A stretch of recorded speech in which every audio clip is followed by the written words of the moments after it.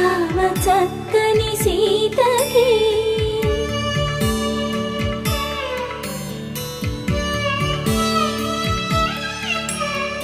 ఎర్ర జాబిలి చేయి రాముడేడని అడుగుతుంటే